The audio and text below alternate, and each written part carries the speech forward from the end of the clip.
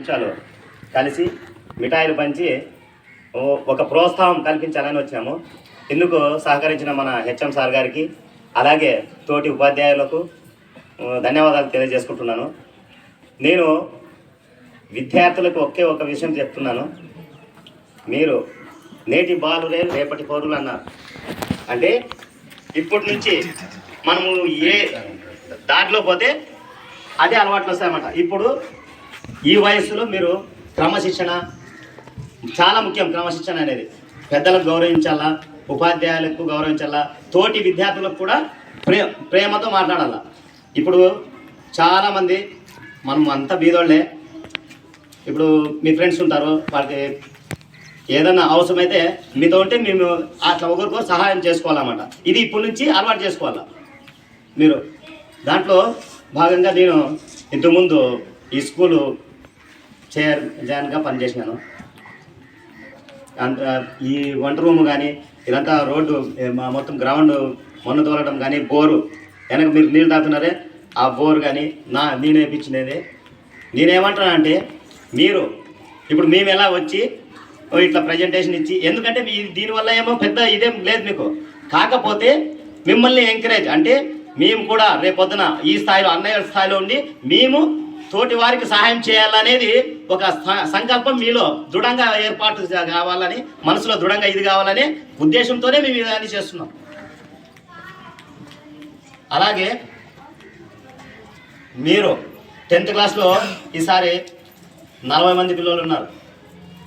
మీరు టాపర్గా అంటే మండలంలో నియోజకవర్గంలో టాపర్గా నిలబడతారని నేను చాలా గట్టిగా విశ్వాసిస్తున్నాను. నిలబడతారా?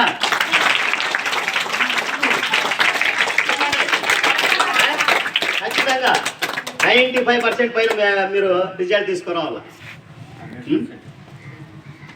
ఎందుకంటే అది మనం మీరు ఎంత బాగా చదివి ఎంత మంచి పేరు స్కూల్ తెస్తారో మన ఊరికి మన పంచాయతీకి కూడా అంత మంచి పేరు వస్తుంది. మన తల్లిదండ్రులకి అలాగే మీ ఉపాధ్యాయులకు మీ స్థానాలకు కూడా మంచి పేరు వస్తుంది. ఎందుకంటే మీరు చదివే మా స్కూలు మా ఊరు భవిష్యత్తుని కూడా ఒక లైన్లో తీసుకుపోయి పెడతామన్నమాట. మనం ఏదో సార్ వాళ్ళు మా ఇంట్లో అమ్మ మా నాయన పంపిస్తున్నారు, వస్తున్నాము పోతున్నాము అనే కాకుండా వాళ్ళు ఎంత కష్టపడుతున్నారో, వాళ్ళు ఒక్కొక్క ఇంట్లో కూలిపోయి అమ్మ మీకు పెన్నులు కావాలంటే కూలిపోయి ఏదమ్మా 10 రూపాయలు ఉంది తీసుకోపో అంటారు. ఇవన్నీ మనసులో పెట్టుకోవాలి. మీరు మనసులో పెట్టుకొని ఒక మంచి ఉద్దేశంతో మీరు చదవండి. ఊరికే మేము ఏదో మా అమ్మాయిలు పంపించినారు వచ్చినాము సార్ వాళ్ళు ఏదో చెప్తారు ఇంకోటి. మీకు ఏదన్నా 10th క్లాస్ వాళ్ళకి 9th క్లాస్ నేను ఒకటే చెప్తా, మీకు అర్థం కాలేదనుకో మీరు భయపడకండి. సార్ నాకైతే ఇది అర్థం కాలేదు, నాకు ఇది చెప్పండి సార్, ఇంకోసారి చెప్పండి సార్ అని అడగండి. తప్పు లేదు. అర్థం కాకపోతే పదే అడిగి తెలుసుకోండి. కాకపోతే మీరు మాత్రం మీ తల్లిదండ్రులకి మా స్కూల్కి ఉపాధ్యాయులకి మంచి పేరు తీసుకురావాలా. తీసుకొస్తారు కదా, మీరు ధైర్యంగా చెప్పండి.